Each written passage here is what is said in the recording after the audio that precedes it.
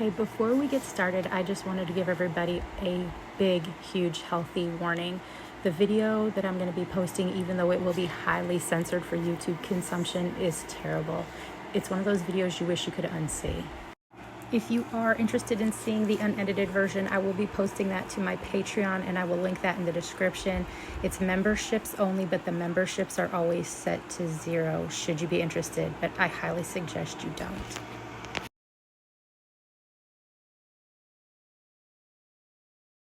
Hello, lovelies. Let me introduce you to Chantal Marie Serrault, aka Foodie Beauty, aka The Chantal Show, aka Big Beautiful Me, aka Everyday Miriam, or whatever it is she's rebranding herself as this week. Now, if you guys aren't interested in this backstory, which I totally understand, I will post a timestamp in the description below so you can go ahead and skip all this backstory and get right to the video.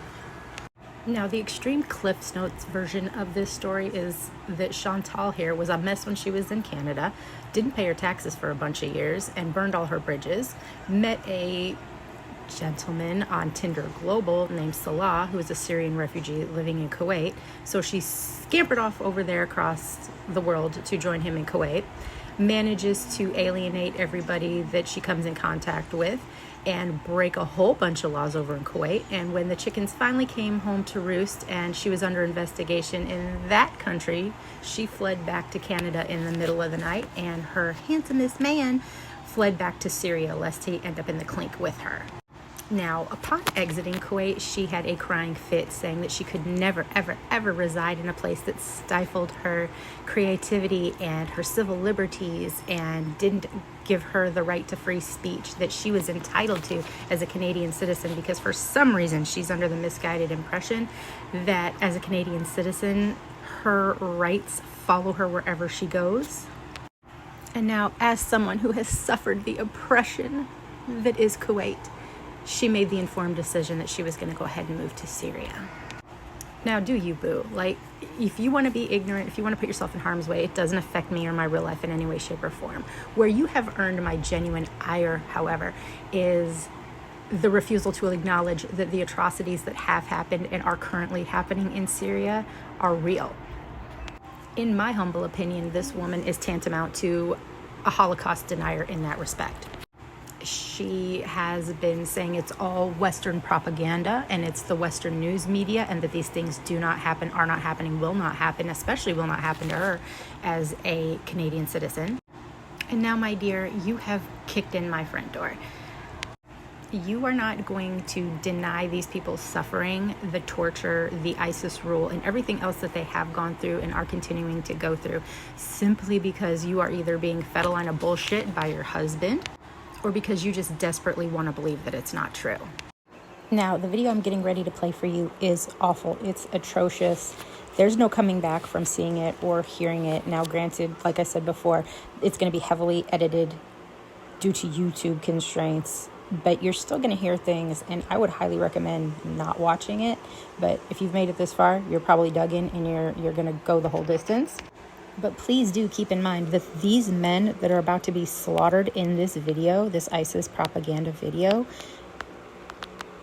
they've done nothing wrong.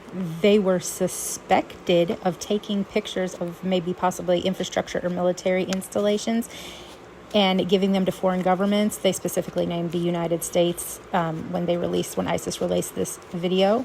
But there was no trial. They were just suspected of things. And our girl here, Chantal, first day in, took a drive with handsomest man, and they recorded what appeared to be a military convoy and other pieces of infrastructure. So, my lady, I want you to know that for no reason other than that, you could be the next person on one of these videos.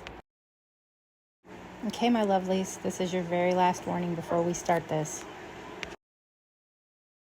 And please also note that ISIS chose to release this propaganda video on Eid, a Muslim holiday that is known for the sacrifice of animals, in which your family would keep 1/3 and the other 2/3 would be donated to your community so that no one should go hungry.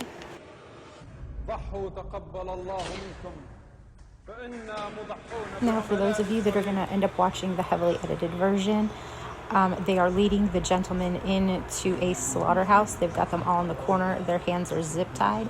And now an ISIS member is basically going through, looking at each one of them, deciding who is going to be his first prey. Upon choosing one, he drags him by his hair. They handcuff him, put his head over a drain, a large drain in the floor, and the gentleman of ISIS, who is clad in white, slits his throat. He doesn't fight, he doesn't scream. It's like he's accepted his fate. And then they drag him off by a large metal hook and they hang him like they would a beef or a deer or any other livestock, so that they can bleed him.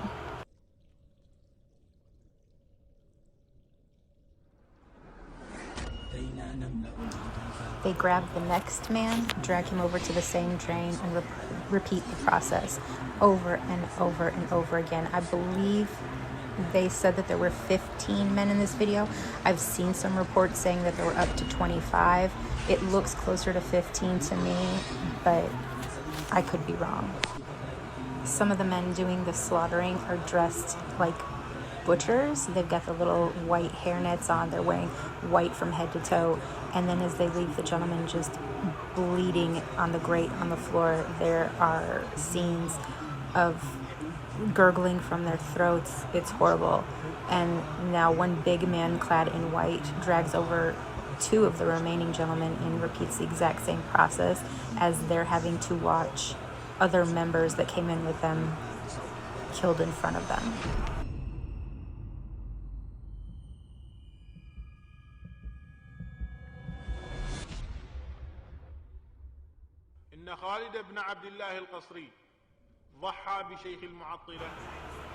They're continuing to drag bodies and repeat the process, and when they've bled them, they're hanging them up off of hooks, and the remaining hostages are having to watch and listen to this as they wait for their turn.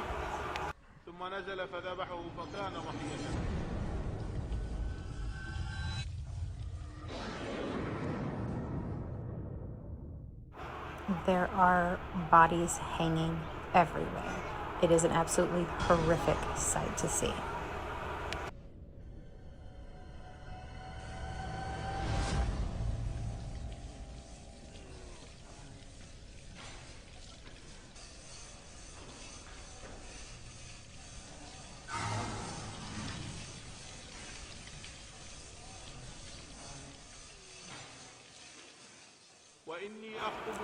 There's only one hostage left, and he is marched through the line of his hanging compatriots, friends, fellow sufferers. He's had to watch every bit of this. He's the only one who has been moved to tears. He seems to be crying and absolutely distraught. The rest of them were just completely quiet and resigned to the fact that they were about to die. As they behead this man, he is actively fighting and kicking, but to no avail.